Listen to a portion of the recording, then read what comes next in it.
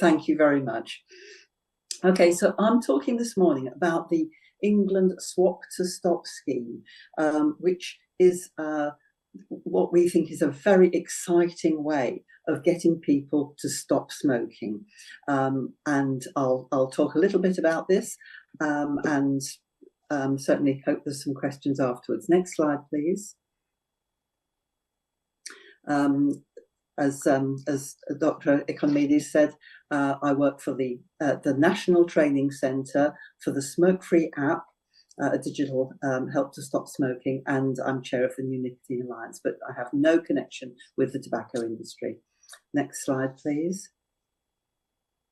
So England has got a long and proud record of helping people to stop smoking. We've had stop smoking services since 1999, and we have a very standardised way of helping smokers with behavioural support and stop smoking aids. The two together seem to really make it a very effective way of stopping smoking. And we particularly look at people who are living in the most difficult circumstances. So this might be people living in poverty, people who have extra comorbidities, mental health problems and so on, but definitely the people living in very difficult circumstances. Next slide, please. And England as a whole has many call to action campaigns. So for over about 40 years, we've had No Smoking Day, where every year people are encouraged to think about their smoking and make their annual attempts to actually stop smoking. We have Stoptober, which is 12 years old now. Today's Day, lots of campaigns, lots of things to keep in the public mind that stopping smoking is the best thing they can do for their health. Next slide, please. And now we have Swap to Stop. So this is a very exciting, as I say, opportunity to get people who never thought about going to a stop smoking service, never thought that stopping smoking was for them. We want to get vapes, free vapes, out to 1 million people who may never have come to a stop smoking service, and this will be about how we're doing that. It's something that the previous government started, and the current government are continuing. Next slide, please. So how does it work? The money comes from central government to buy these vapes, but the money is allocated to all the local governments right across the country. My organisation, the NCSCT, does the training so that people know how to actually deliver these, and what to say, how to deal with resistance. And the local stop smoking services provide the local leadership to explain to partners how they can get these vapes into the hands of people who smoke. And the partnerships that we're looking at particularly are the ones where in their day-to-day work, they have frontline contact with people who smoke. Next slide, please. Now, who might these be? Housing associations, where people don't have their own houses, but they live in rented housing. These have a lot of contact with people who smoke. People who support clients who have substance use issues, so alcohol, drugs, and so on. People using these services are very often people who smoke as well. So they're in a perfect position to start giving out vapes to help people stop smoking.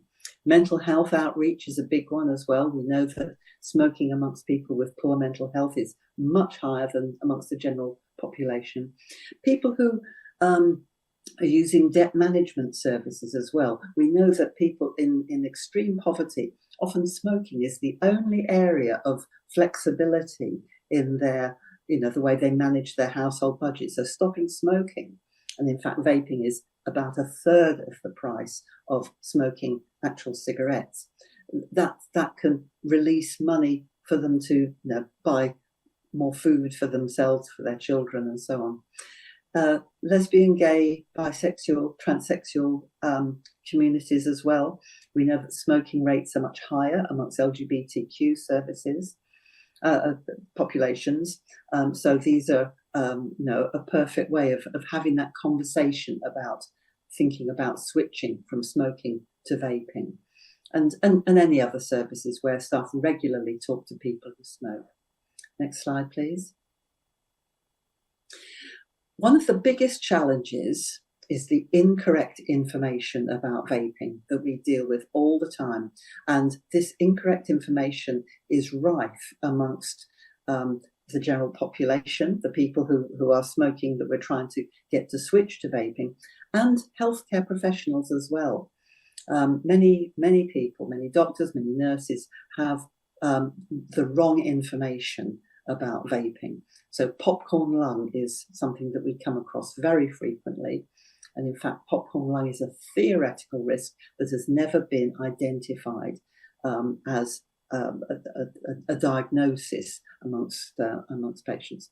People talk about swapping one addiction for another, but in fact, it's the same nicotine that they are using. It's just in a clean form. And it's the smoke that kills, not the nicotine. Many people assume that nicotine is the most harmful chemical in a vape or a cigarette. It's not. It's the smoke because of the tar and the carbon monoxide.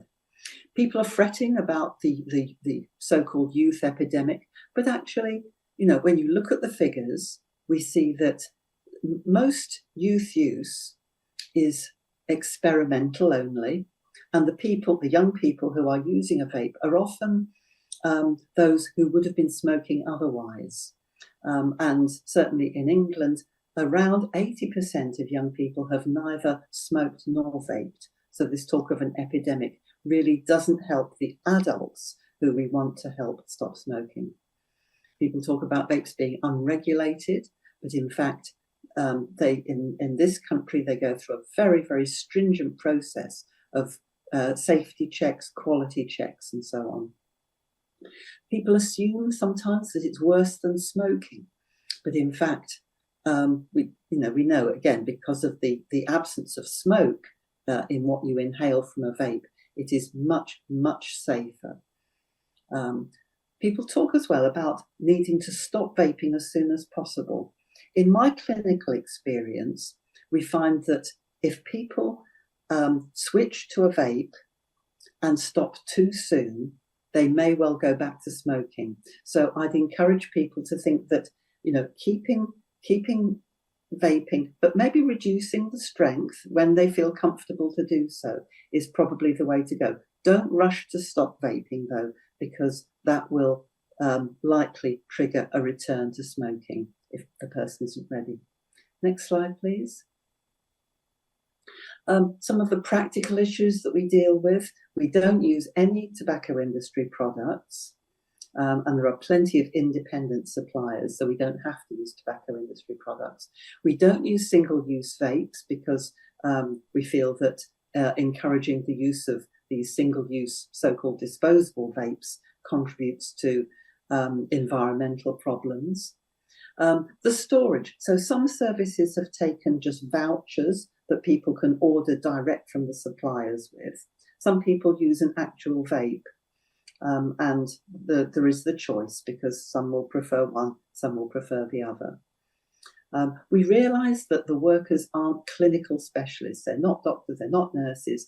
They're simply people who have contact with people who smoke, and so are in a good position to raise the subject of smoking. And reporting is another issue. We haven't started the full evaluation of this programme yet. It's still in its first year, and it's growing all the time. The number of people using the system is growing all the time, but we will have evaluation within the next few months. Next slide, please.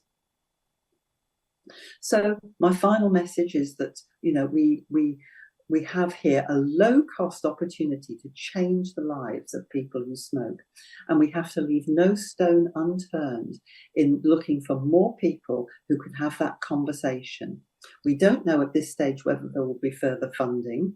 We hope so, because it's such a promising programme. We want to roll it out for at least another year and look for more people to partner with us, and we're doing an event this week, in fact, to get more services engaged.